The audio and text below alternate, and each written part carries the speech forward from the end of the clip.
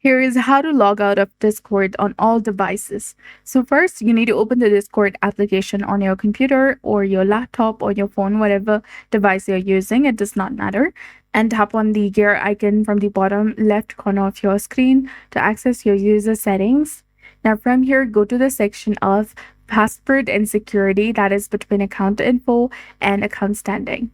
Here, tap on logged in devices, which is in the section of password and security. Go ahead and open it.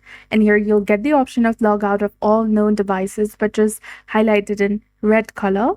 You can also go ahead and log out of a specific device if you want.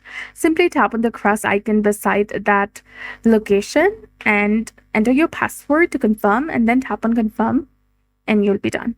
So that's it. I hope you found this video helpful. If you did, please like, share, and subscribe. Thanks for watching. We'll see you again in the next one.